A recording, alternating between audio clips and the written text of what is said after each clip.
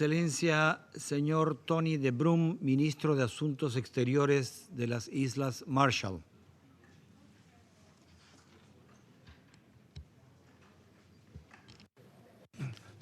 Thank you, Mr. Chairman.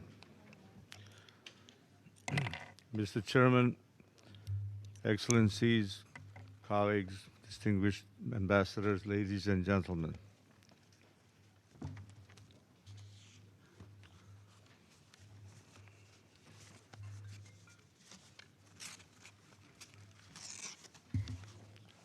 I have the honor to speak on behalf of President Christopher Loyack, the government and the people of the Republic of the Marshall Islands. The Marshall Islands wishes to thank Mexico for holding the recent second conference on the humanitarian impact of nuclear weapons.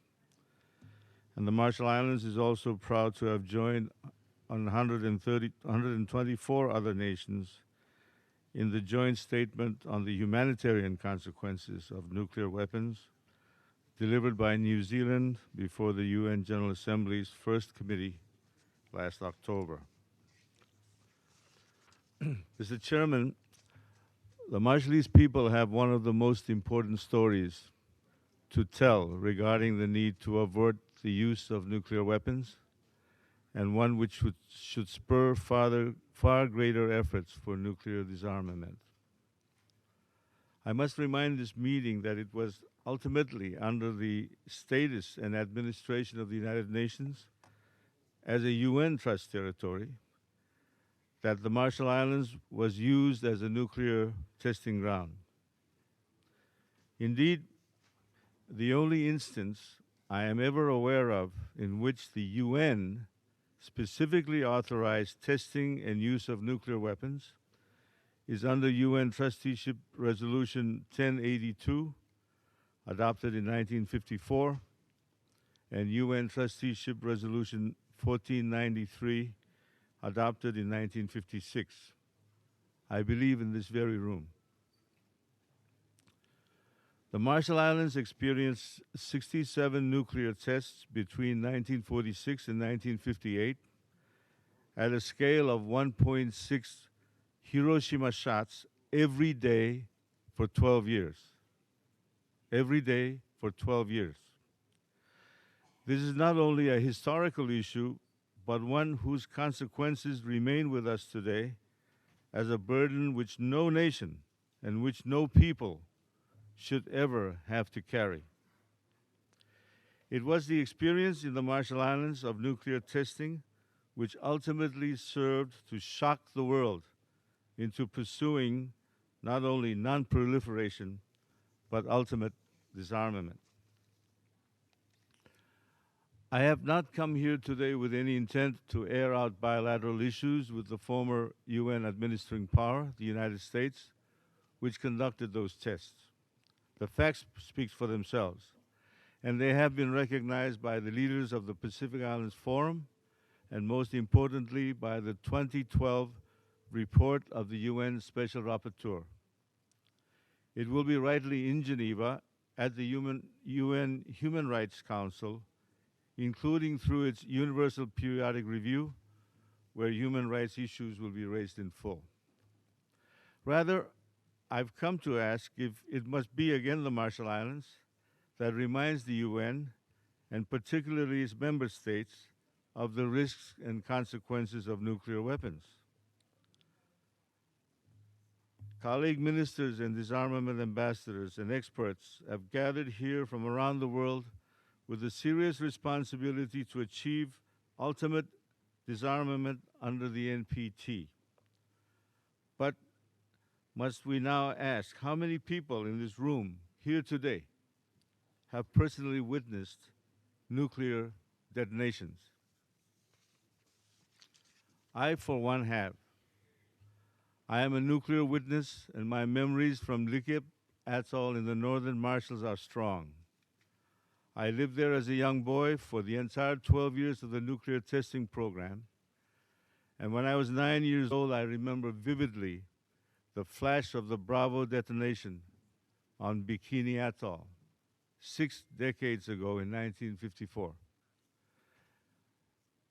an event 1,000 times more powerful than Hiroshima, and an event that truly shocked the international community into disarmament action.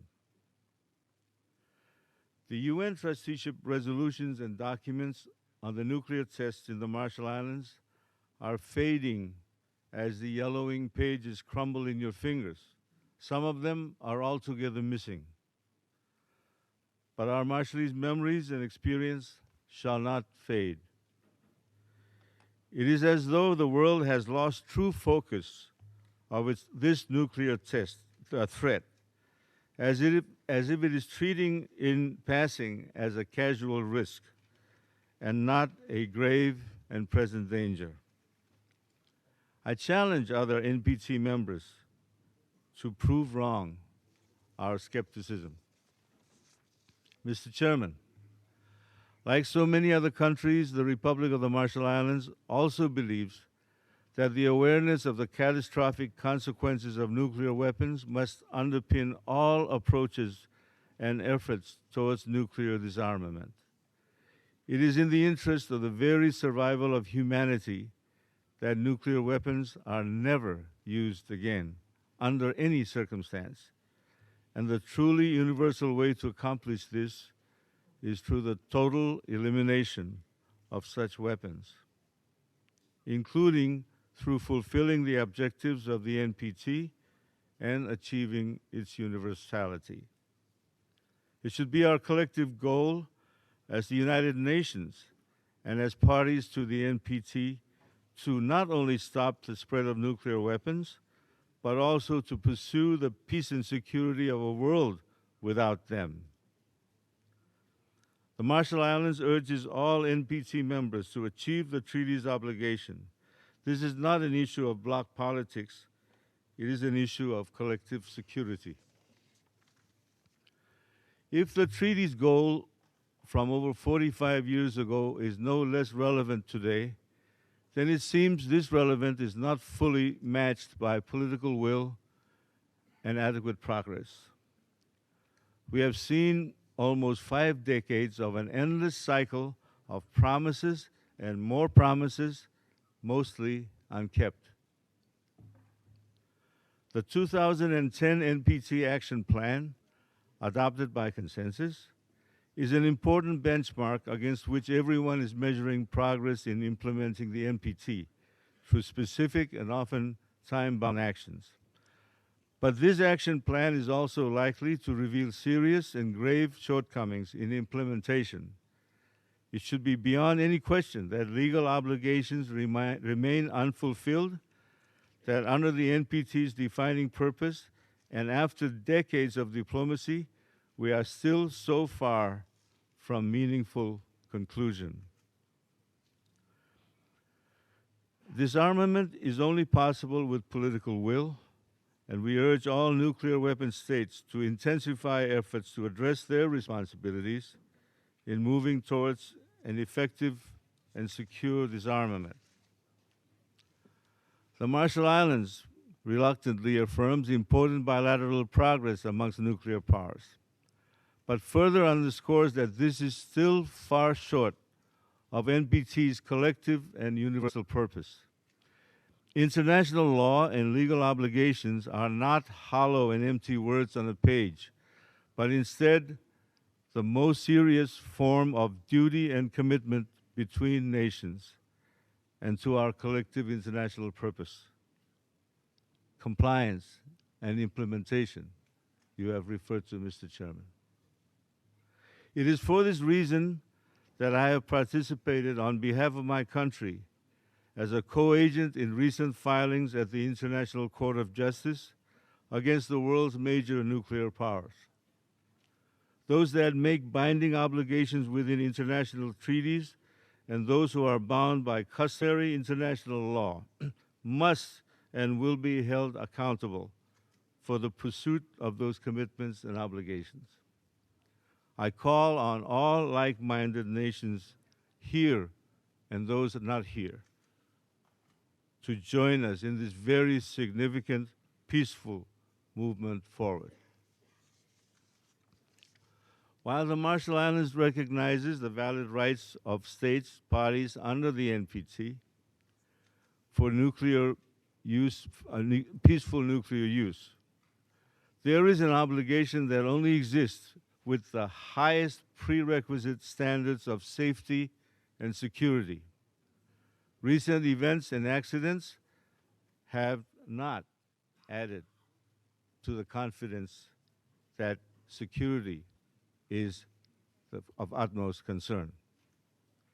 The Marshall Islands underscores that these rights exist not in any false cover or inarguable abuse. Moreover, the NPT itself is not a light switch to be turned on and off at convenience. States must be held to full accountability for violations of the treaty or in abusing withdrawal provisions, a matter of concern for every nation and the wider global community that defines us all. The Marshall Islands is not the only nation in the Pacific nor in the world to be touched by the devastation of nuclear weapons testing. The support of the Republic of the Marshall Islands for a nuclear-free Pacific has long been clouded by other agreements, but we are now encouraged that the United States has finally provided a new perspective on the Rarotonga Treaty protocols. We express again our aspirations to join with our Pacific neighbors in supporting a Pacific free of nuclear weapons and a world safe and free for our children and for all living things. I thank you, Mr. Chairman. Agradezco